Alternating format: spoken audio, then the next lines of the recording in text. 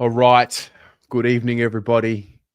Welcome to Footy Abroad here on your lovely Tuesday night. It's the 17th of June, 2025. We are Jakeless. Lads, this ain't right. I'm just going to start off like that. Like, this ain't right.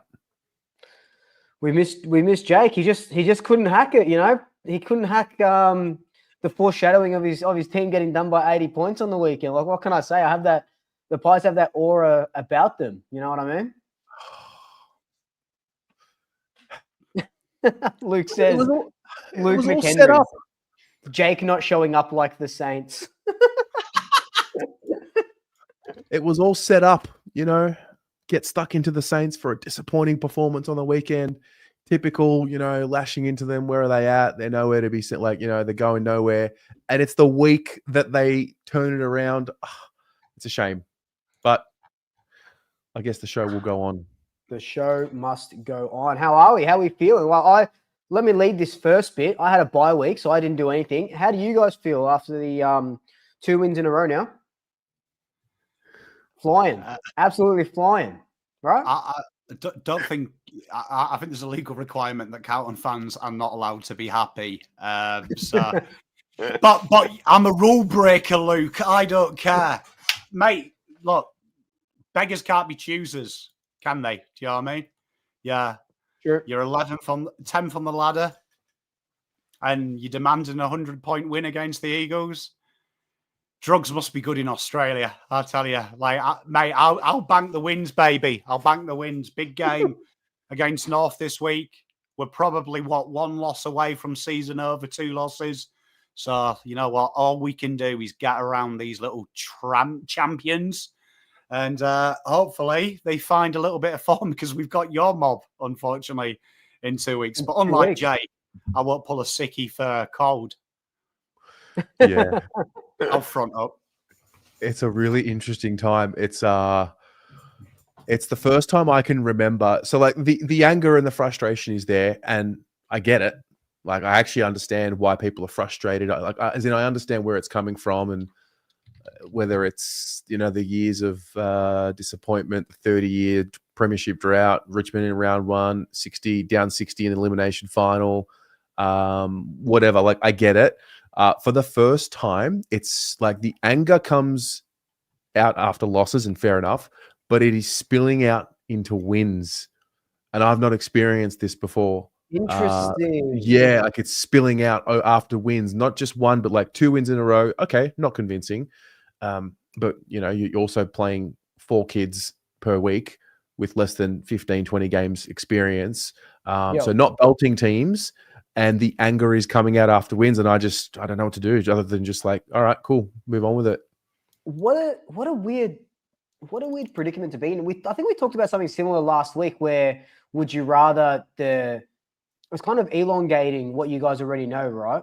Because it's almost like you want another loss or whatever it is, just to kind of say, all right, pool cues in the rack, let's gear up for next year, or do you want to try and scrape into finals? Well, my thing is, we're not playing for a draft pick. Yeah. We're not in that situation. Yeah, exactly. Yeah. For obvious reasons, like we don't have a first round pick for obvious reasons, right? So why not go down swinging? Like, okay, we're not the top 4 team that we were hoping that we were going to be at the start of the year. So does it mean top 4 or no finals? Like, we can't just play finals, get another finals game into this group. A lot of them who haven't played finals for the majority of their career. I'm down to keep going swinging. Like, I also understand we're not a top team. I hate that, and I wish we were, but we're not. But I don't want to miss finals. Like, I want to do as best as possible every year. Yeah. Same with you, Tom? The thing that pisses me off is when I see other social media people say, like, season's over, play the kids. I know for a fact that they're dishonest bastards. So if they did play the kids and we got rolled by 60 points by North, they'd be like, burn the club's a disgrace. So it's purely for content. Don't get me wrong, it's purely for content, or they don't love the club. We are in a bad state. We're 10th. And you know what breaks my heart as a general AFL content creator? When I've got other content creators of other clubs saying how good are the Blues fans? They're a Mickey Mouse. They're hilarious to watch, breaking down. That upsets me. And I think the most disappointing thing isn't the performances. It's the actions from the fans. Like, at the end of the day, we've got to go down swinging. We have to. Because I'm expecting them boys next week against North to believe they can still play finals. And if they're not, I'll be disgusted in them. So I wouldn't be a man if I don't go there and believe in the boys that they can get the job done. But the problem is like I say, people say play the kids. Expectation won't change. When the kids, you saw what Hudson O'Keefe, he got battered by a Mickey Mouse backline at the Eagles before he got injured. He had no influence. That's what happened. He played too many kids. Well, that's the question. How many kids is too many kids before it starts becoming a detriment to your chances of winning a game?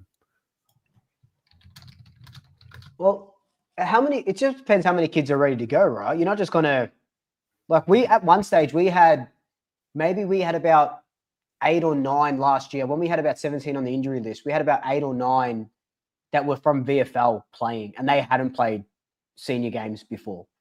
So, we went down swinging and missed out by percentage pretty much, or half a game on finals, So I think that's what it is. It's just that belief and that spirit just to sort of keep going. So we don't have this, Daniel, as a Pies fan. Never give up, win these 2 and get your health back. Who knows what could happen? For some reason, it almost feels taboo as a Carlton supporter to think that way. We're just damaged, hardwired to be not like this. Like, I'm like this, and there are people that are, but they're there. It's just the anger and the frustration is clouding people's reality that there's 10 games left, and we're 2 games out of the 8, I think. 1 game, 2 games. Yeah. 2 games, yeah. 2 games. So, whatever. Carlton are a rabble, mate. It is what it is. It is what it is. Carlton are a rabble. And we've won 2 games in a row, but they're the VFL teams. So I don't know. All right. Anyway. Now, Gav, that's right. You aren't all shitheads. We aren't all shitheads. And, even the angry ones aren't shitheads either. They're just mad, but we love them too. Just passionate, just passionate. Well, yes. All right. So the 3 of us are going to bring up a question or a topic each. We're going to have a pretty efficient show tonight. Jake, if you're watching, we miss you. Baby, come back. Baby, come back. He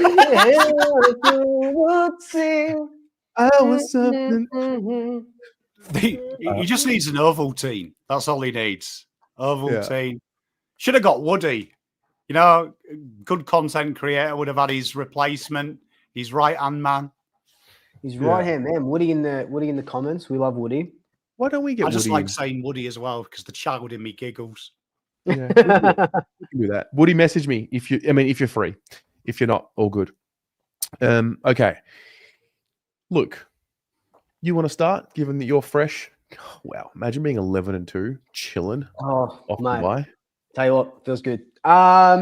Cool. So today marks the exact halfway point of the football year. 102 games since the first opening round game. 102 games until the grand final. 2-part question. What was one of your big calls at the start of the year that you don't think is going to non your team related, that is going to happen by the end of the year now that we're halfway through? And 2, what's a big call from now until the end of the year that you'll have? Can you just repeat the first part of the question? So not your team related. What's a big call that you had at the start of the year that you can't see coming to fruition now that we're halfway through? And then vice versa, a big call from now to the end of the year.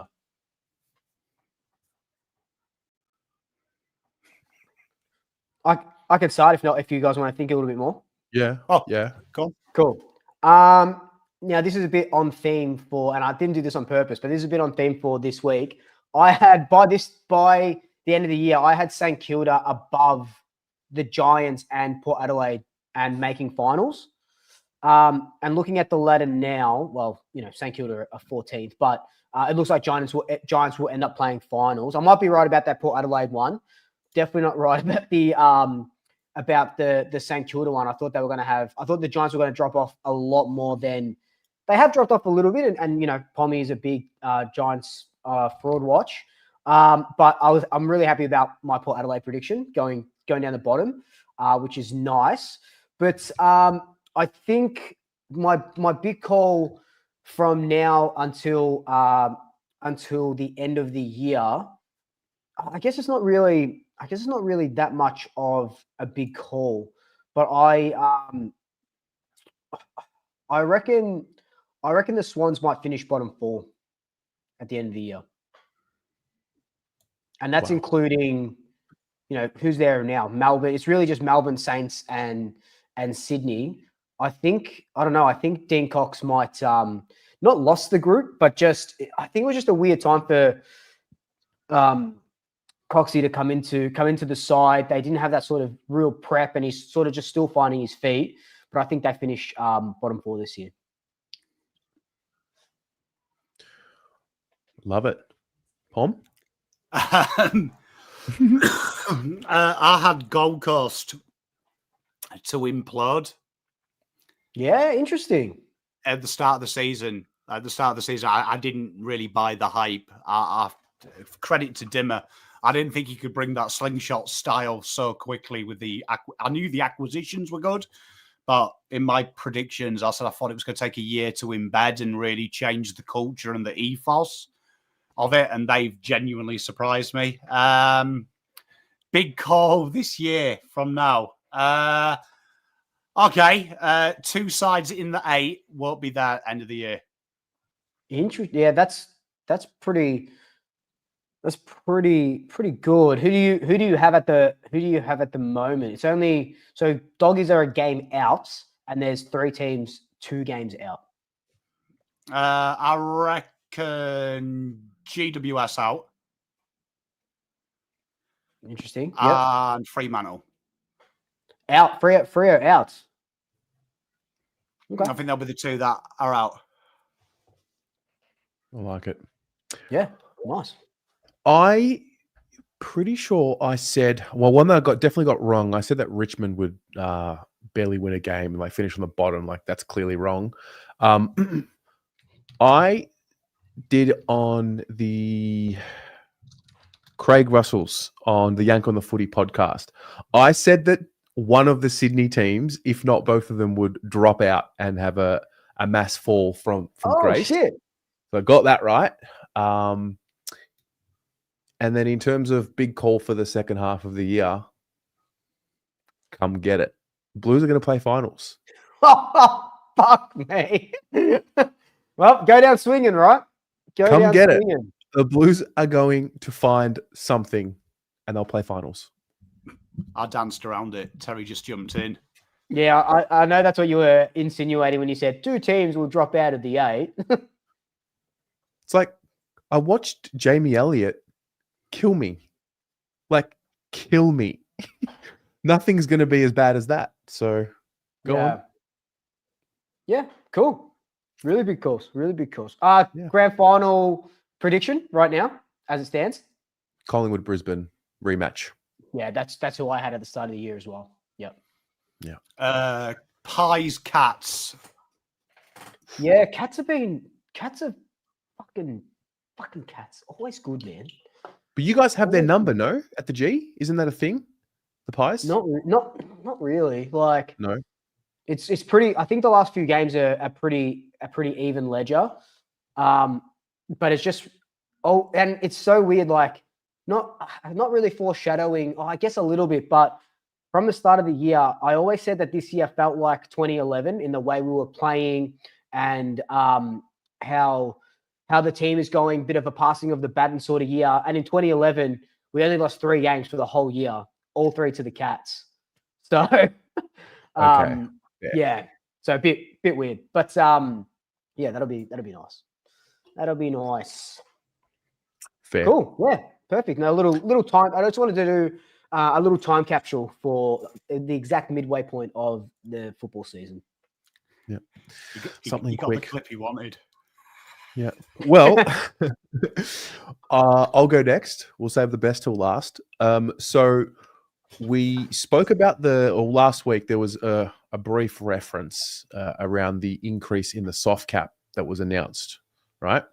So my question to you guys is, what's the first thing you would do if you were in charge of, I think it's 750,000 extra, like you're spending the first dollars, you're you're writing the first check. What are you spending it on for your football club? Good question. Good question. I'm probably investing some money a little bit more in the sports science around it. Like, we got Jared Wade as our head of fitness, and he's doing an absolutely phenomenal job right now. I'd love to sort of keep him where he is, because our bill of health has been pretty good, besides some weird injuries that you can't prevent. And getting him a bigger team so he doesn't sort of leave for a different club, because he's been at the rugby. I think he's been in another AFL club as well, but we don't play where we are without him. So I'd like to invest more in sports science. And what else would the soft cap entail? Like, is it just assistant coaches and stuff like that? Is that what you're talking about? Football department spend. I reckon bigger pre-match build up for home games as well. Make it really like a fortress at the MCG. Pommy? Development coach. Like another one, a specific one, like midfield, forward, back, or just another one? I'd invest a large portion to it. I feel like that's where the good teams have great success. Your Collingwoods, your Geelongs, your Brisbane's even. They hide these players for 2 or 3 years in the State League. And look at Ed Allen. Like, Ed Allen came with a lot of hype, played a couple of games here and hit there. Pissed off to VFL and has been incredibly solid. And McRae kept being honest and saying he's not ready. Cool your jets. And bang, he comes in and he looks like an immovable object, doesn't he, at the minute at the Pies? And I think that's how great teams do. They don't just play the player so the fans have him. They play him when he's ready. Do you know what I mean? Ready to stay in. And I feel like that's something that we've done horrifically, either through design or through misfortune or probably just lunacy. It's almost like we have to play them, don't we? Like, we have to see them, even if they're picked 78. Like, just play him. Like, I think that helps a good list and a good coach. Whatever, it protects you for the future. If you've got good development, it doesn't matter who your coach is. You can chop and change. If you've got a conveyor belt of talent, you're always in a good place. Yeah. Yeah. Well. This just was not planned.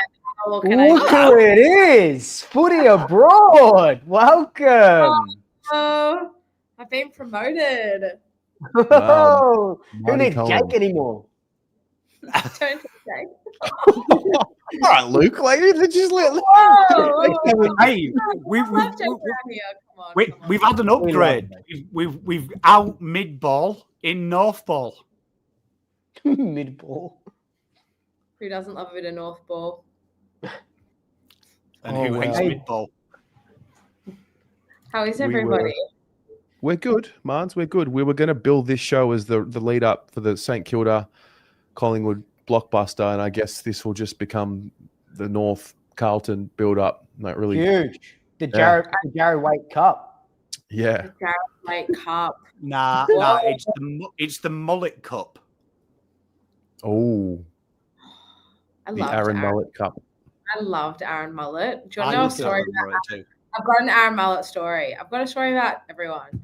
It was my birthday party, 2018. I think I was 24. Mm-hmm. And there was a bunch of Carlton VFL boys sitting in the back corner of this venue playing Nintendo 64. That sounds about right. Aaron Mullet was in that group, and I've had way too many wines, and I've gone up to him, and he's already at Carlton at this point, and I'm like, Fishy, I miss you at North so much. Do you want to come back? And he was just like, no. Yeah, wow. Anyway, there you go. Aaron Cup. Mans, I mean, just to throw you straight into the deep end, if you had the checkbook for the new injection of soft cap spend for your football department, what would you spend it on? Like, very much on the spot here. A key defender, for sure. Defender. Ooh. Yeah. Sam Taylor's just broken his toe and is out for 5 weeks, but I would throw that entire soft cap at like Sam Taylor. Okay. Fair. Yeah, something like that. That's what we need. We need a quality key defender who's tall, because all of our key defenders are undersized as well. We don't have a key defender, I don't think, 200 centimeters. So we probably could work on that. Fair. Yeah. Well, my idea when I first saw this announcement was to put $500,000 in a kitty and tell the playing group, you win a flag, we split it. We split it. Now, I know that in theory that wouldn't really work because you've got salary cap and like this and that. But that was my first idea. Some sort of incentive, like give the players a carrot to dangle in front of them, or pay for their flights to Vegas or something like that. Is it just for the year though, or can it accumulate? Just for each year. Yeah. Actually, yeah. A fully paid trip, their footy trip. That's what I'd do. The grand final footy trip. I don't mind it. Yeah. That's a good idea. Geez, for $500,000, they could go bloody around the world 3 times. I don't know what will, to be honest. Yep. Well, there's what, 44? There's 44 players, isn't there, on a list? Yeah.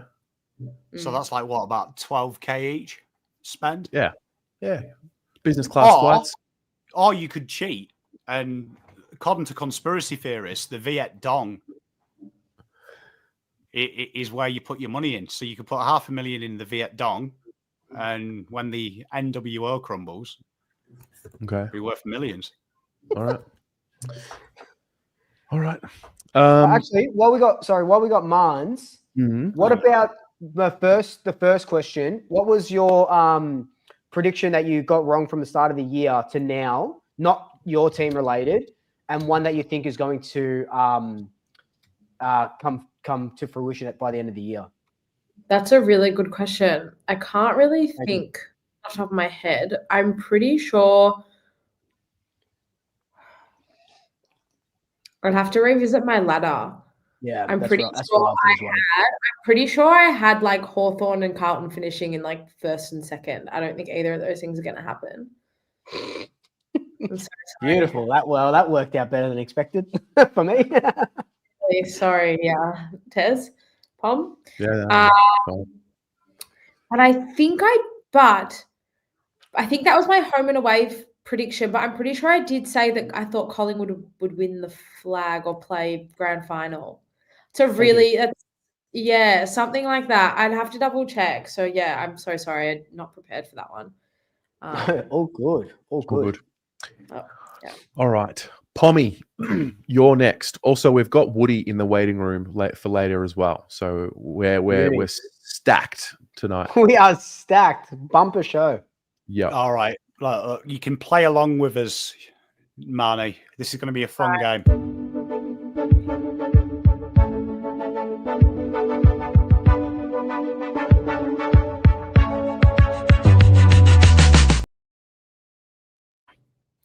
And here we are, a new week, new game show. So, as everyone knows, in the AFL, if you listen to the media, the only thing that matters in football is scoring from turnover, because nothing else matters. David King swears by it. So do all the others. So what we've got here is we're looking for the 10 biggest scores this year for a team in a round from turnover scores alone. They all range 80 plus. So Some teams feature more than once in this list, but we'll go one by one. You can guess a team, and I'll play a little game with you, higher or lower, and we'll work it out together. So we'll start with you, Terry. Yes. Did Carlton do it against West Coast the first time this year? Carlton feature on this list, but they don't feature as the team that scored them. We are one of the few teams that feature who had it against. Oh, was that GWS? Terry, dun dun dun. You're good at this, mate. Hey, you're right. Okay, higher. Did Carlton concede higher or lower than 80 points? Bruh. against the Giants. Yeah, did GWS kick more than 80 points from Nah, turnover or less? no way, lower than 80. No. You'd be surprised, mate. Oh, my GWS 83 versus Carlton. Shit. Jeez, Lord. Hey, Yep. just give me 1 second. I got to pop off for a minute. Keep playing. I'll be back. All right. Okay. Okay, Marnie, give me another team in the AFL. the Adelaide Crows against the Swans. Tell you what, Marnie, and would that be higher or lower than 85? Higher. Oh, Marnie. What? And Adelaide are one of the few clubs to feature on this twice. They actually have the most this year. See if you can guess which team they kicked it against, and is it over 100 or below 100? Welcome, Woody, by the way. Stephen. Hey, Woody. It's just Hey, chaos. how you doing? Good, mate. We're going to need your help. All right. Okay, I'll ask Woody. Adelaide are the only side, one of the few sides to feature twice on this list. Mm. They have the most kicked against a side from turnover. Was it over 100? And which side do you think it was? I'm really worried it is St Kilda in round one. It's not. It's not St Okay. Kilda, but it is a Victorian team. Oh, I don't know. And they feature on this list more than any other side. I think I've got one. The Go on. Passport Adelaide game in round 2, where we beat them by 90 points. I feel like we would. Yeah, was it over maximum or turnover. under? Was it over or under 100 turnover points? I think it was over. We ate them up that day. You're so close. It was a trick Oh. question, 99. Well done, though, Swoop. I tell you what, Marnie and Swoop getting the round and the opponent. Very impressive work. I'll give it away, number 1, because it was 109 versus Jeez. Essendon. And Shit. Essendon feature on this list more than any other side with scores against from turnover this year. So what about Essendon Bulldogs? Over or under 82. I mean, 81. Over? Is it 82? Yeah. You set that probably one up. I really think about that one. You've done well. You've done well. There's a couple of surprises on this list that you probably wouldn't have thought of straight away. Gold Well, Coast? I'm surprised Woody hasn't got this because Yeah, look, I'm blanking on like actual games. And, I'm like, surprised because if I told you your team features on one of the top scores in this list, I was wondering if it might be against Freo. it wasn't against Freo. Ooh.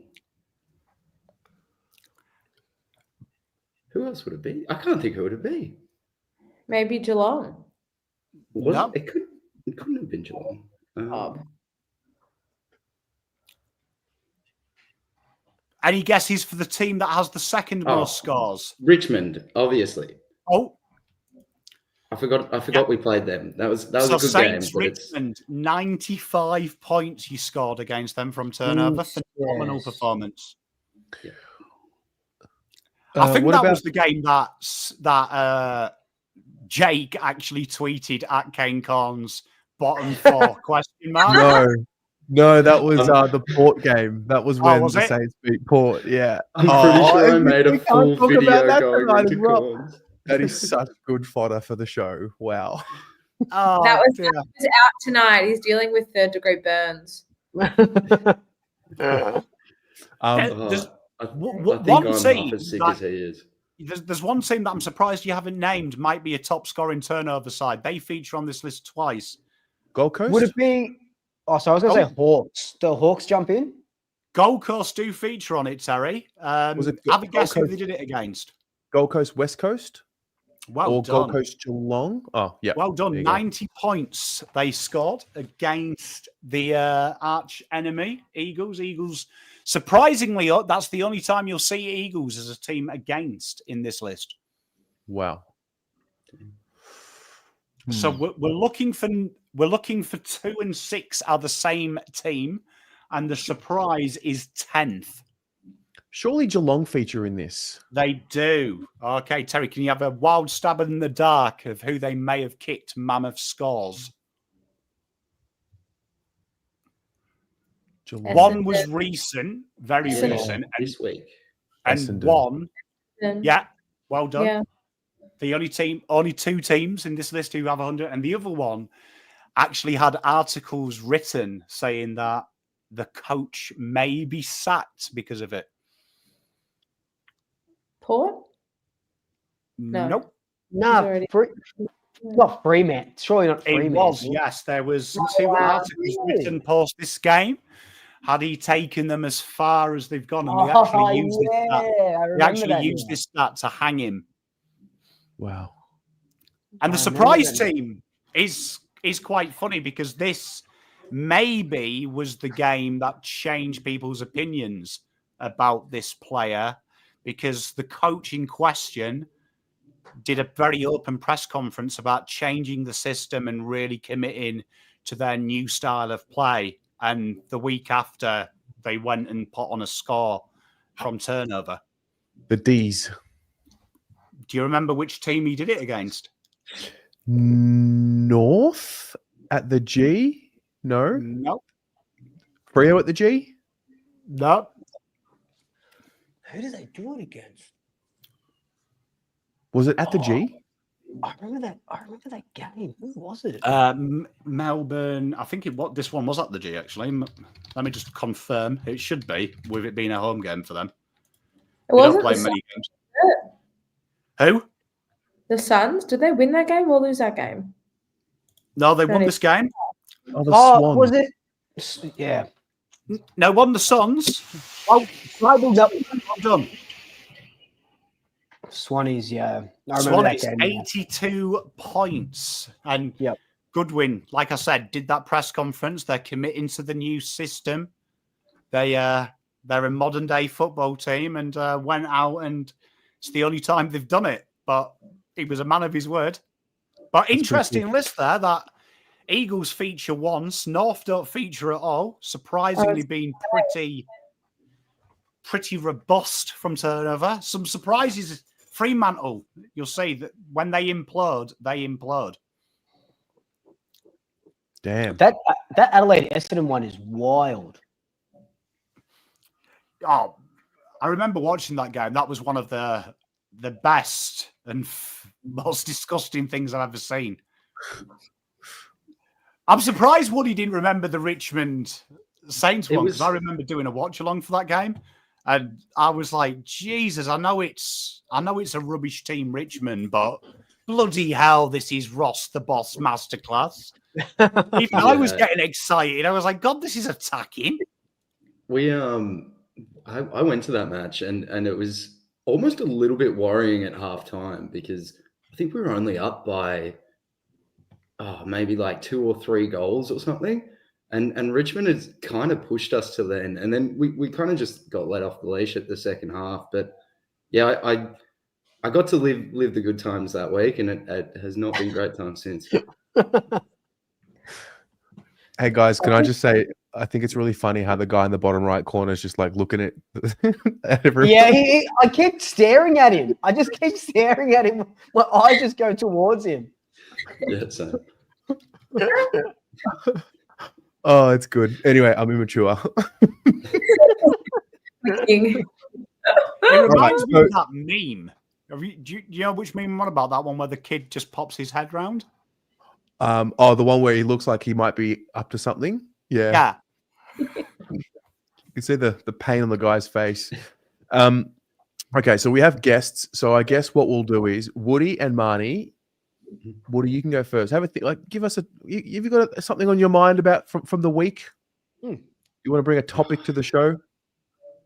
I mean, I feel like I had a brief chat with Pom, and you guys kind of discussed it earlier. It's the only one I can think of at the moment. But I had a brief chat with Pom about like the need for kind of making teams move up and down the ladder more consistently throughout years. So top teams turn over, become bottom teams quicker, bottom teams get up quicker.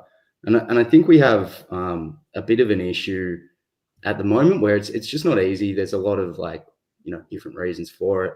But I was thinking about the cap and what could be, done in that regard.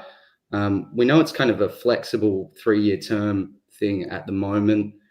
You've got to spend at least 90% of your cap. You can bank that for 3 years to spend up to, I believe, 110% for 3 years is how it works. But I think it'd be good if we had more restraint on that, so that and force the top teams to only spend 90% of their cap if they win the grand final, and have it on a kind of floating roster. So the teams at the bottom have access to, say, 110% of the cap while they're at the very bottom of the ladder, and kind of have it on that sort of 20% gradient when we get to 20 teams.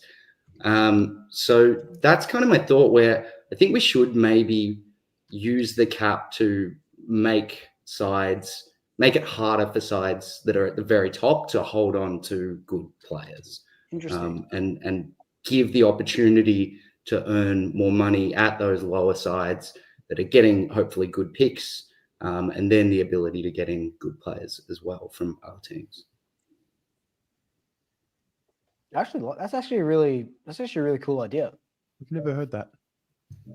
Yeah, I don't know. Like, is there any kind of objections to that idea that you can kind of think of, or even anything else that you think could force that turnover from the top end to the bottom end, and kind of making teams move more?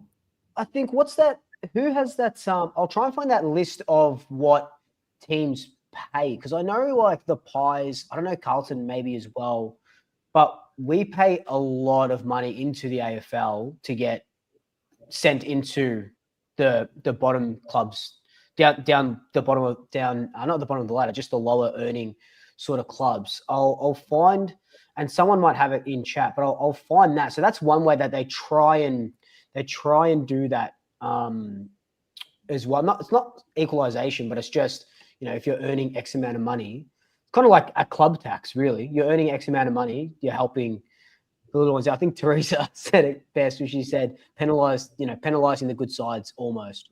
But keep talking, and I'll find that list if I can. Yeah. I mean, I think it's a really innovative idea. I just disagree that we need to do more equalization and have more equalization. I think the league's in a really good spot with that. I think it's a pretty competitive league for the most part. Like, yeah, the bottom 2 or 3 sides are always generally going to be struggling. But I mean, all teams this year have shown that they can win on any given day. I think it's really hard as it is to stay at the top and keep winning. I think maybe because we see Collingwood and Geelong sort of up there, like, why do we need to penalize them?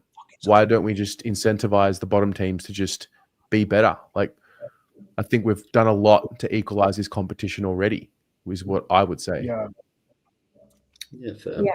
I think the only issue I see is kind of, maybe Marnie will kind of have more to say at this at the end of it. There have been those kind of few sides that have bottomed out and haven't really come back. Even St Kilda, despite having I think 1 year. I think it was 2021 or 2020 in the finals.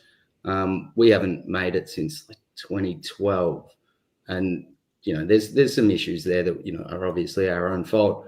But there are other sides such as the Roos, to a lesser extent, the sort of Eagles and things like that. So I don't love seeing, as a ever suffering Saints supporter, I don't love seeing Geelong sit at the top forever, being able to afford these new sort of players every year, and kind of that sort of idea. So it's just a little bit of pressure there. But yeah, Mans, do you kind of have any thoughts there? I just think the onus has to be on the club, to be honest. Like, I look at North, and obviously it's very hard being such a dedicated supporter and, being in this space and year on year. It's sort of like you're trying to hold on to anything you can, really, for improvement, because we haven't been in this. I mean, we haven't been in a position like this for a very, very long time, for an extended period of time. I think the onus has to be on the club, though. We've had many handouts from the AFL. Forget the free agency stuff we've received or, stuff like that. But we've made a lot of really bad decisions on and off field that have come back to bite us. And there are things that I haven't really agreed with as a supporter that I've seen gone on. And you wonder, like, obviously there are some clubs that are just so far and beyond ahead of the rest of the competition in terms of building a good culture and, being an evergreen, attractive market. I mean, I look at Sydney and I look at Geelong. They're the two examples I would say. Sydney's having a one-off year this year, but they've made finals for the last, basically 2 decades. Geelong's missed the finals once since 2007. And it's a breeding ground for success. It's making the right decisions on field, making the right decisions off field.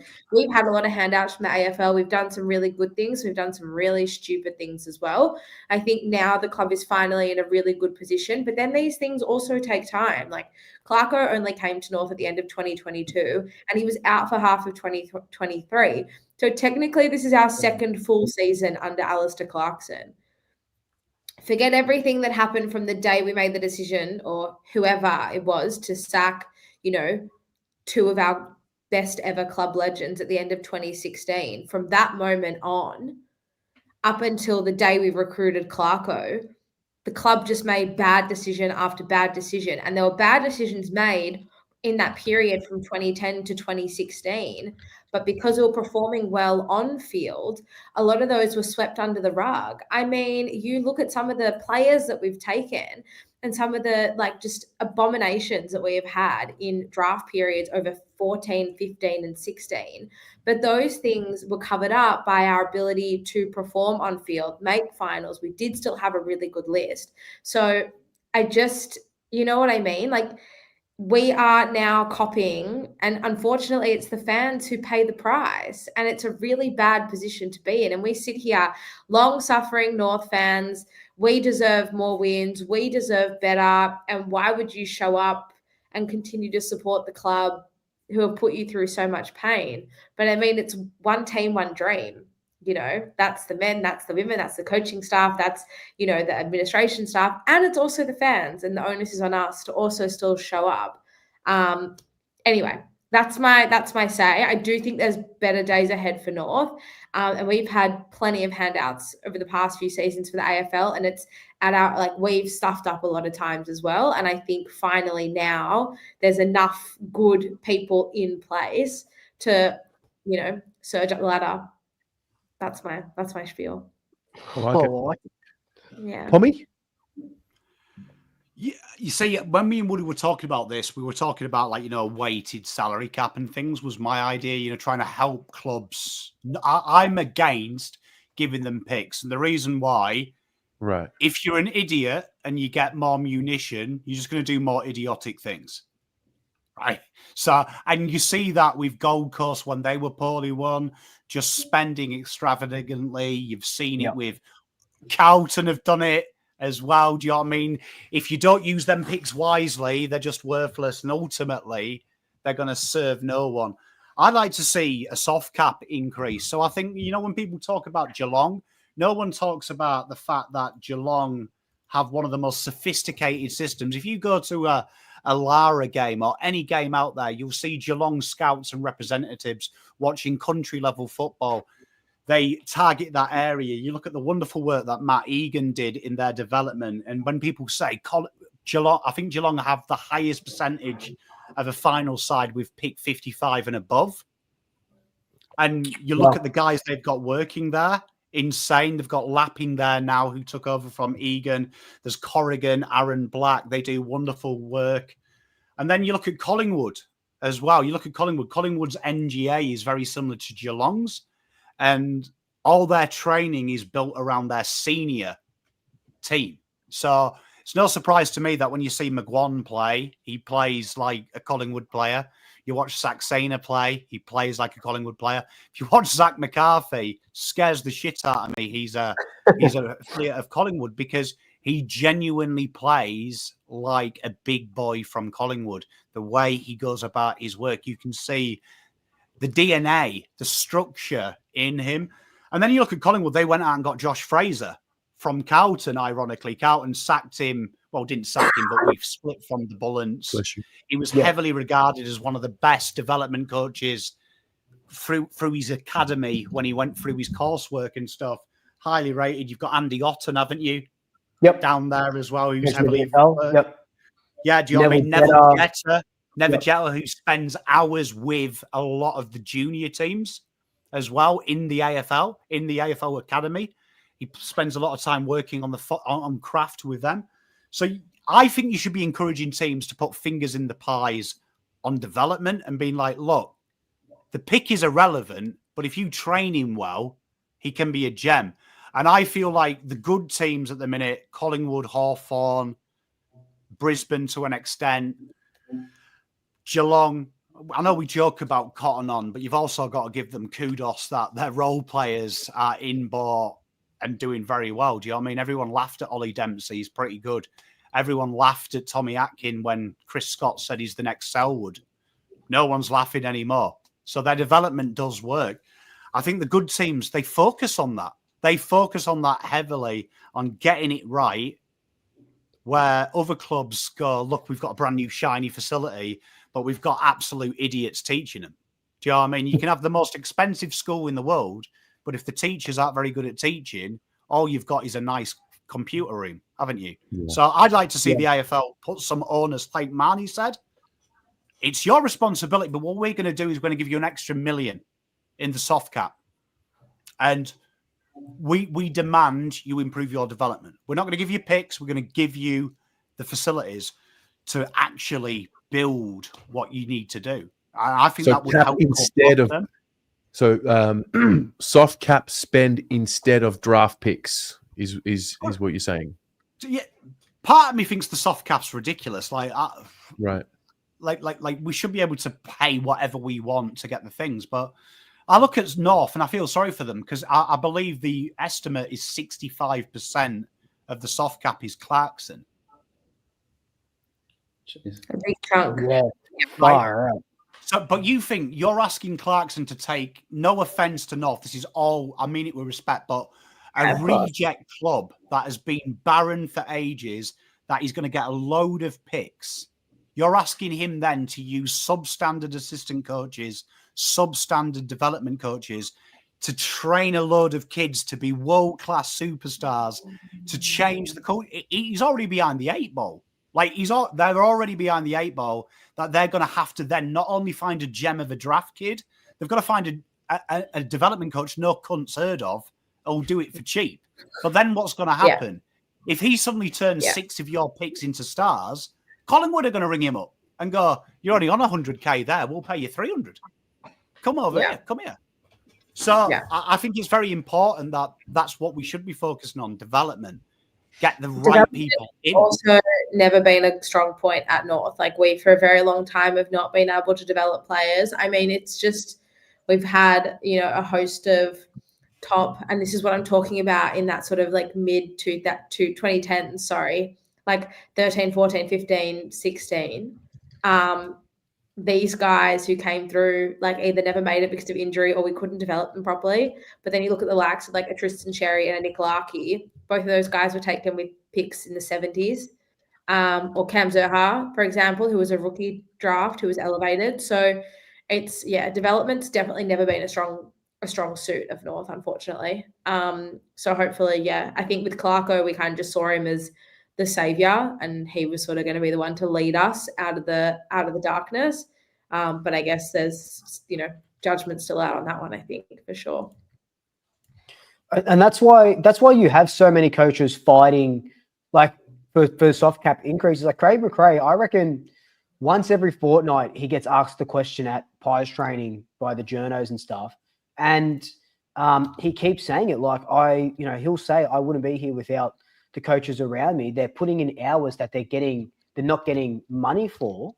We need to. He's a big proponent of increasing that soft cap, and I dare say every single coach would be as well. But it's just because what was it? Was COVID? They obviously reduced it for COVID, but then everything. The AFL loves to talk about how they're increasing everything, tickets and most attended round, this, that, and they're giving their teams peanuts, and you're right, and that's why teams are on the bottom of the ladder or losing good coaches to just the nether, because the AFL aren't looking after them. So hopefully with all of this reshuffling that's happening with their head honchos, they can actually focus and not have to divide their attention.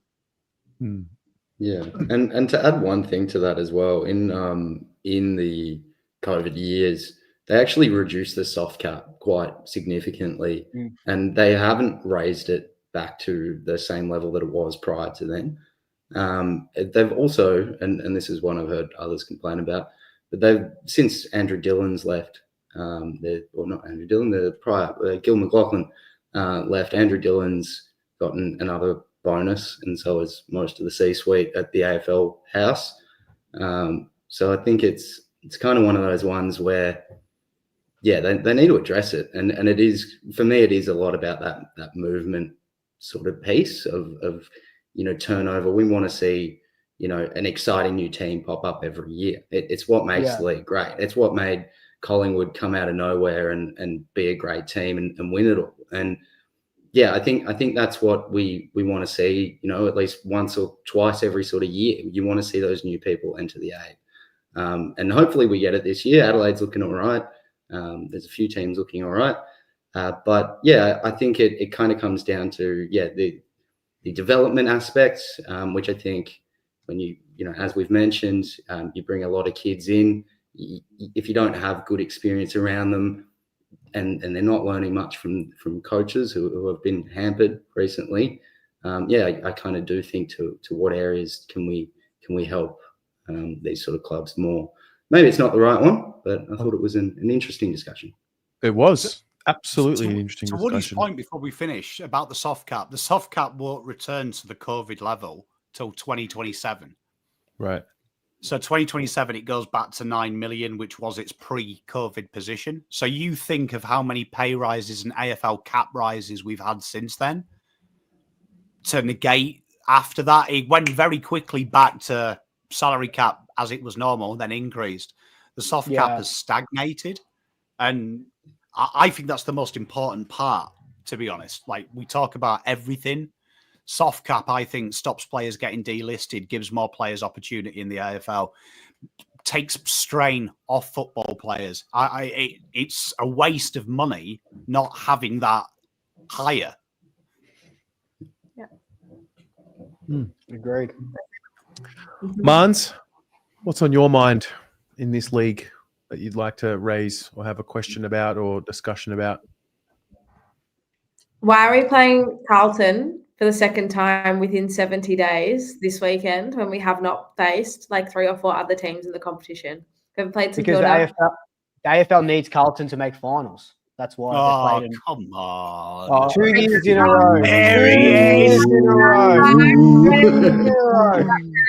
Where's the brown paper bags? Where's the brown paper? That's why Andrew Dillon's got a bonus. That's why Andrew Dillon took his bonus.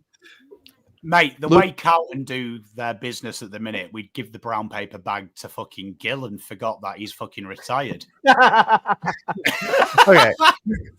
Firstly, you're just assuming Carlton win these games, okay, Luke? Yeah, I'm Secondly, listening. Look at him, he just secondly- gets up and leaves. yeah, I know. It's just like Sorry. I said my Must be piece nice. about. No, Must be nice being on top of the ladder. Lex was crying. I had to go fix. I had to go help him. Oh, It's fine. friends! Oh, dog friend. Tell me. We Secondly, assume why- Carlton are going to win these games, yeah? Okay, so why do we assume that like it's just set up for Carlton to make finals when we can't even like win games? Secondly, why are we just taking a sample size for the sake of a discussion? Like, it's all going to play out. What do you mean it's all gonna play out? We're going to play 24 rounds. It's like saying, why do Collingwood get to play X amount of their last X of 9 of their last games Ooh. at the MCG? Like, Ooh, it's not. I don't think it's the same though. I don't think it's the everyone's same, though. everyone's got things about their fixture that work in their favor and things that work against them. Every team. But Terry, finishing in the top 8 and then copying North and West Coast back to back twice in the same year, that's a hand. We finished 9th and don't play West Coast until you guys played them twice this year, and you finished 8th and played finals. What do you want me to do about it? No, nothing. You can't do anything about it. That's what I'm saying. But like, it's different to Collingwood playing 9 games at the MCG because we fill up the MCG and we're cash cows for the AFL. Talking about funding, they love to suck on our teats. There's the AFL getting their funding for the lower clubs. It's Mons, what were you saying? So why do the Carlton? Hot shotting everyone, bro. I saw the suck on teeth thing and I lost it. Bro. I was trying so hard. Oh, fuck. I've got no. I mean, look, North will just play whoever they're handed. Like whatever, it is what it is, right? I have no issue playing a top 8 side twice in a year, but like, Yeah, it was all good when we were playing in the Good Friday game to give you guys a crowd. It was all good then. Whoa. There would be no Good Friday game if it wasn't for North or Friday Night Football. Thank you very much. Hey, it's a thank you for playing us on Good Friday so we can fill out Marvel, is what I would like to hear. North bring the good ideas to the table, and then the bigger brothers who aren't as smart just take them and run with them and claim them as their own. Anyway, you just need Carlton for our crowds. That's it. Everything else you just throw to the wayside. I have no issue playing Carlton twice in a year. That's fine. Or whoever else. Yeah. We played, Swans were grand finalists last year. We played them twice this year, but we play them in round 4 and round 19. But why we haven't played multiple teams this year, and we won't till rounds 21, 22, and we're playing some teams twice within a 10-week bracket. Hopefully enough has changed that it's a much more competitive, less traumatic experience on Saturday afternoon. But you know what I mean? Like I don't. The fixture never used to be this obscure. I feel like it was a little bit more even. Going back even 6-7 years ago, pre-COVID. So that is what I would like to bring to the discussion. If anyone else has any other gripes with it, would playing each team once and then double up work, or would that just not work with? It used to be like that. Why did we move away from that? Does anyone know why? I think there was just because of money. Yeah, it's because of money. Stupid. Like everyone's just making a game up though now, aren't they? They're just making games so they can have a thing. Yeah, it's like everyone got jealous of the Anzac game. I was like, let's just make a game. Yeah. So we've got to change the fixture around a game. Like I've always said this. Look, I think there's some things that are sacrosanct. The Anzac game, sacrosanct. That should be, the two teams that do it. We're all happy to partake in the weekend, but that's their thing. But like the Good Friday game, that could be Carlton versus West Coast Eagles. That could be Carlton versus Brisbane. That, like, if it's their thing, like Carlton respects our game.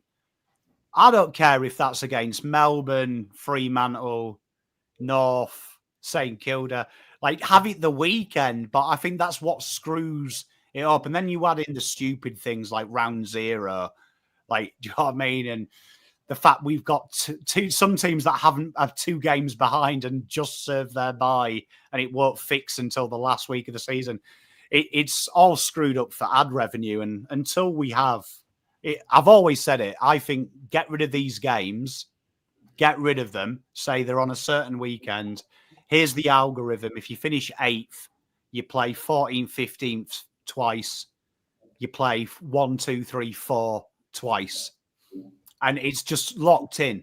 Don't worry about, overseas members, interstate members. No offense. This is a professional sport. Like, move back to Victoria or move to Queensland. Like, just play it as a proper ladder. That's what it should be. 1 to 18. The AFL say they've got an algorithm. The algorithm should be on the AFL website now. I can write Carlton finish 10th. I will play this side twice, this side twice, this side twice, and then 1 game. And if people cry about it, people cry about it, but make it fair that way. Because I'm a Carlton fan. I couldn't believe how much we were kissed on the PP when I looked at the draw pre-season. I was like, what? This is amazing. This is amazing. So I feel like that's what we should do. Yeah. Agreed. Woody, what do you think about the fixture, mate? What do the Saints get out of the fixture that you thought was a bit interesting? Well, I thought the first half of the season was going to be the hardest part because we had a pretty much solid run at Marvel from, I think we go to Perth and then we're staying in Melbourne after that. So we're going to Perth to play Freo again. And before we've played some other teams as well. So yeah, it's a little bit odd. I didn't mind the fixturing, but it hasn't worked out in our favour. And yeah, I mean, in terms of the whole, like Pommy mentioned, the whole kind of algorithm and whatnot that's built behind it.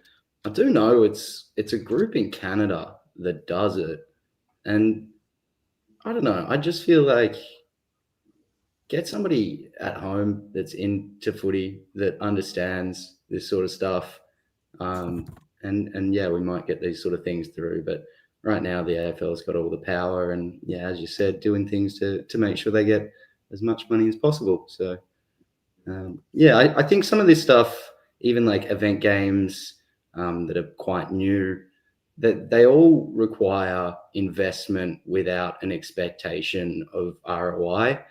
And the game's just not at that point. So it's difficult. I like the fixture for the most part. I wish it was a little bit simpler to understand, as Pom's mentioned, but yeah, it is what it is. Fair. It's like salary cap, though, isn't it, Terry? They like, the investigation with Geelong. I don't want to speculate Geelong cheated because, but we should have it open plain like the NBA. The NBA doesn't have the individual salaries, but it says Chicago Bulls spent XYZ out of XYZ. So we can speculate who earns it, but why can't we have that at the end of the season? Carlton spend XYZ on the cap. St Kilda are spending XYZ, yearly figures. Don't have to say who earns what, just have it. So it's all open plain. Same with the fixtures. If you just had it, you finish 7th, you play these teams every year, twice. These teams, no one would complain then because you couldn't say we've got a fixture. And it's amazing, isn't it? Because like Woody said, the Canadian team got mentioned this year when people complained about Carlton's fixture and Geelong's back end. And they were like, oh, the Canadian company does it. This Canadian company does it. We are not privy to it. And it's like, okay, but can they just show us how they worked it out? No, it's Canadian. It was a bit like, you remember when Dan Andrews was asked, why do we have the curfew? And he said, oh, we went to the American university and they had this computer. And they told us that in the computer, this is how far COVID can travel. And they were like, but Daniel, have you got any evidence? Nah, it's an American computer, bro. American computer. Like, it's like that. Like, it's like, you're lying. Just tell us you made it up for ad rev and we'll all be okay with it. Mm-hmm. But the league is becoming less transparent in general. So I don't see. And I don't see that changing. I think the longer it goes on, the less transparent it will be and the less we'll know, as opposed to the opposite. So, Hey, we're just the customers, guys. We're just the pawns in the game. It's the PC though. It's an American PC. I Yeah. can't tell you. Honestly, it's Well, still my best thing ever. Like I do that to my wife. If she ever busts me doing something, that's my go-to now. It's an American computer, babe. give me All the right. proof. Yeah, no. So we've got one more segment to go. It would usually be lock of the week, but there's 5 of us. So what we'll do is we will just tip the round and come to an agreement as to what we think is going to happen. I've already reset the ladder predictor, so don't worry. I'm sick of this, Terry. It's infected me. This, go on. No, I think we can tip the round that's coming up. We've got 5 of us here. I know what you're doing.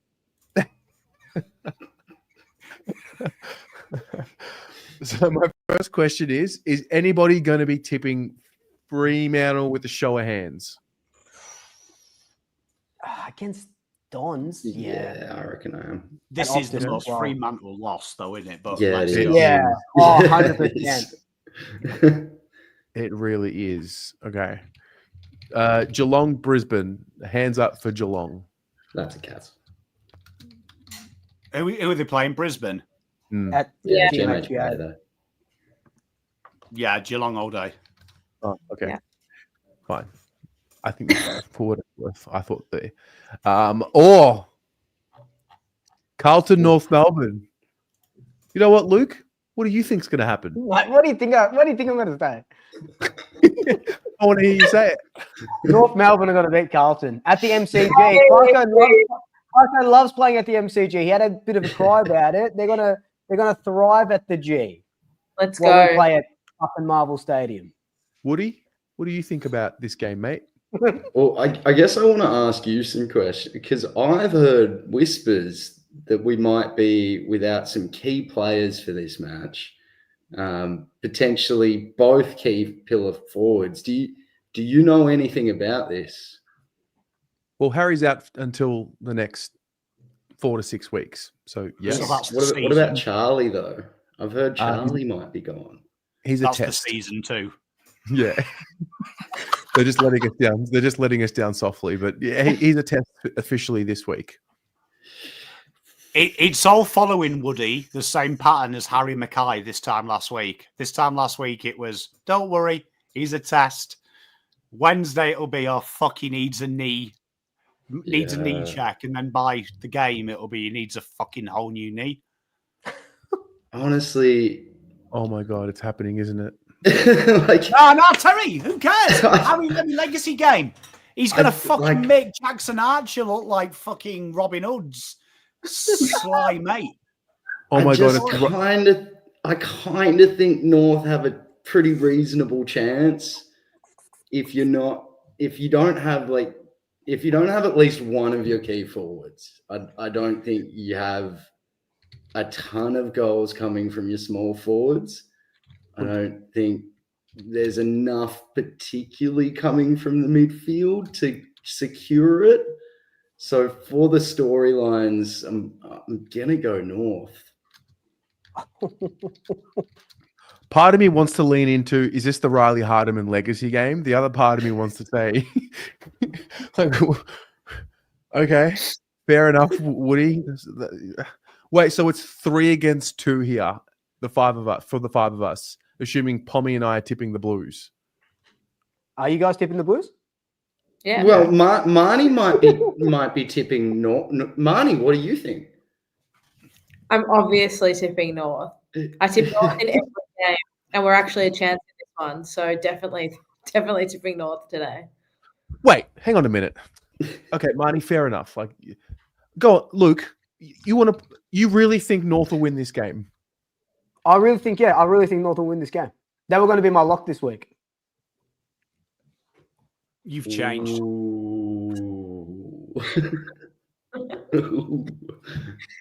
If Luke mysteriously goes missing in the next 24 hours, this is fucked, man. Okay. Whew, Port Adelaide, Sydney. This is the I don't care anymore. kind of game that Port would choke. This is the kind of game that neither team will get more than 4 goals. This will be a shocker. Porter on Sydney, lock. just because Yeah, Sydney won. I've got Port Adelaide here. I'm going to say See, I was Swan. gonna set Golden this legacy up. game, though. Golden's Oh, back. Is he? Yeah. I was going to set this up. Port win, get a bit of confidence. The Blues beat North, and then I was going to click next week, and then it's Port, and then I was going to click the week after, and then it's Collingwood. But whatever. Yeah, it's not We can't Port do that. anyway. Thanks for ruining the gag, guys. Sorry. Fucking swoop Luke sitting at the top of the ladder. Go on, lock St Kilda like you do every single week. Lock them. Well, I was going to tip St Kilda. Anybody else want to join me? You genuinely think St Kilda are going to beat us? I think the week that the Saints get demolished and criticized, and they have that shit performance, and it look disgusting, and Jake's having a meltdown in his car, like the week after they respond. And I think this is that game. And the Pies were 0-4 out of the bye last year, and like all these things. Yeah, look, this is a 50-50 game. It could go either way, you know.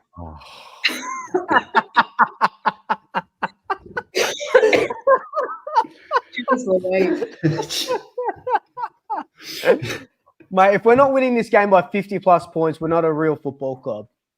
Sorry, Woody. Ooh, fighting words. Look, Come on. I don't have the Saints winning by like 100 or nothing, and realistically, I don't really have them winning either.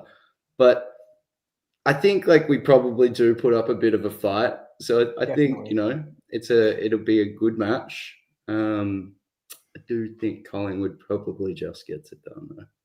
See, this is where we miss. I love you, Woody, but Jake would have found some sort of smart way to like pick at Luke and like really get into him.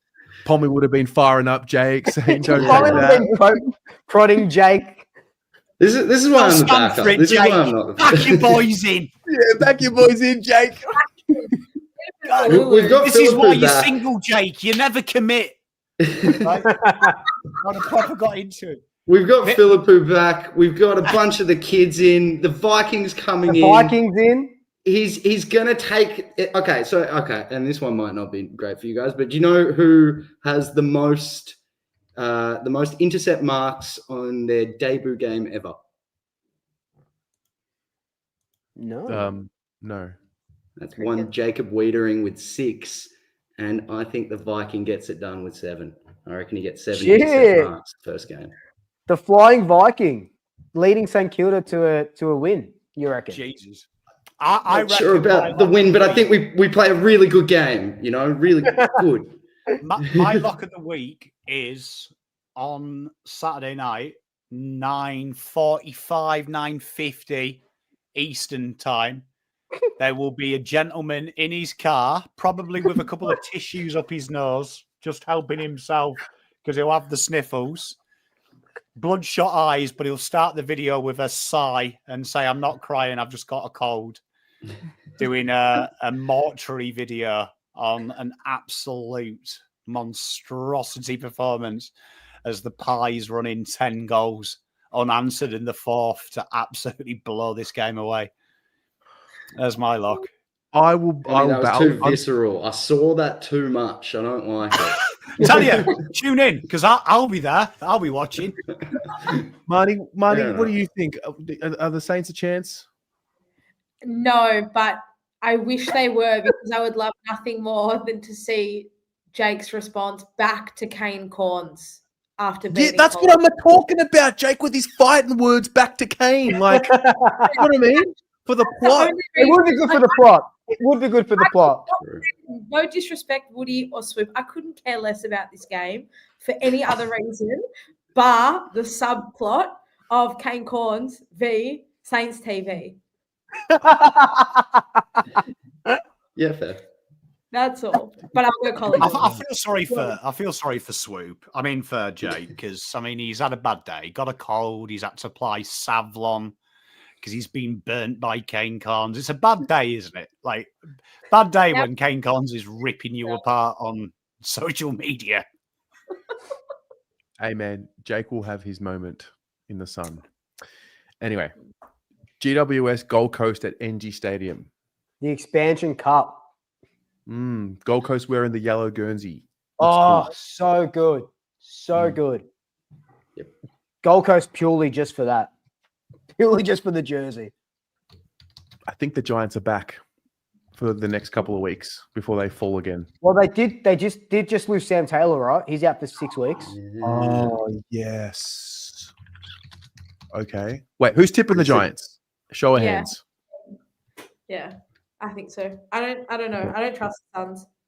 And then the three of you are tipping the Suns? Yep. Yeah, I'm going Suns. All right. I think it's a Jed Walter breakout game. We see it. Western Bulldogs, Richmond. Anybody tipping the Tigers? No. Man, if the Tigers manage to beat the Doggies after last week, I'll be angry. This is Guys, a I really fantastic legacy game. Guys, I really think we're being harsh on Carlton here. Like, I know I'm a true. Carlton You know what? Carlton by at least 3 points. I did tip mostly for the storyline, but there's an element of me that thinks North can get it done too. Whatever. North can seriously get it done. They can get it done. They can get it done. Yeah. It's true. And we They will. won't, but they don't. Will you just, Marnie? You know what's so funny is that I don't know if it's funny for you, it's funny for me. Charlie Curnow is a test, and like Carlton fans are in disarray. Charlie Comben is also a test, and North fans are like, could he? Surely he just break his collarbone? Cracked shoulder against West Coast. He's now in schedule and could play on Saturday. Jesus. That would be a huge in if he did. Marnie, I promise, I really want to see North win. I'm behind it. Just this is not the week. Maybe the next time. What? Maybe the next. What is with people on the top row lying to the opposition? I really want. No, you don't. Nothing. I want to see Marnie happy. I want to see Marnie happy. Honestly, nothing will make me happier on Monday than texting you saying, "I hope you're all right, GGs," but you got absolutely fucking dicked by the Blue Boys. Like, you know what I mean? Absolutely. Like, love your mans. This is war. Charlie Comben, Mickey Mouse. He's a forward that failed playing down back. Let me kick 6 on him. Come on, Blues. We're back, baby. Here it is. Send it back to him on Sunday morning when we've woken up with this. You can send it back to me. Look, we're in war. If we lose, we lose. I'll cop it.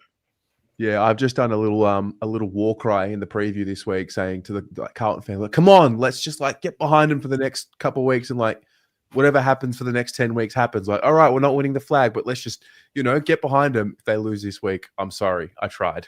Can I just say the Pommy and Oz chat wants special guests every week? I actually think Marnie, with all due respect, because we are rivals this week, but Marnie and Woody have been good additions. Yeah, I thought I'd miss Jake, but then I realised we got better friends. Poor Jakey. We do miss Jakey. I think Jake would have put up a better fight for the Saints, so I think I'm just trying to coerce him out. I know he's lurking in the comments. He's trying to get him into Tom's trying to get Jake into the lobby. That's what it is. Yeah, I'm just waiting for him to come in and be like, "Fuck off, Tom." Jake, he's got a cold. Jake, he's got a cold. Tell you what, Jake taking the night off. What fucking woke nonsense is this? Absolute woke. My name's Jake Bertone, and I vote Green Party. Fuck me. Come on, All Jake. right. Have a hot cup All of right. tea. Woody and Marnie, thank you very much for joining us tonight. You've given us just a little injection of something, which was very well received. Thank you, guys. Thank you. Good luck to your team, Woody, Marnie. Good luck next week, whoever you're playing. We'll also see you on Thursday. And yeah, guys, Kanga TV and Wooden Spoon Data. Actually, you know what? Stay right there. Let me get these links up. If you like your data and you like your analysis, got to say, Woody, does some of Yep. the best videos I've ever seen produced for Saints TV. And his 100%. own, he's incredible presenter. While he gives you some, while we link it in, and Marnie, what can I say about Marnie? You know what? I have never seen someone so happy and so about her football club.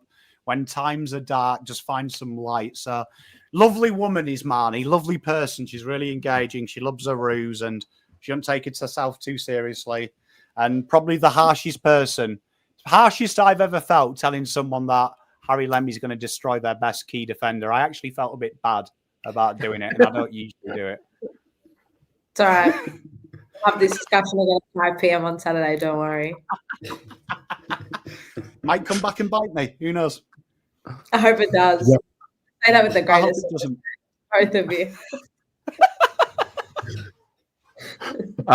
Tommy, Swoop Luke, thank you very much. And thank you to everybody who tuned in tonight.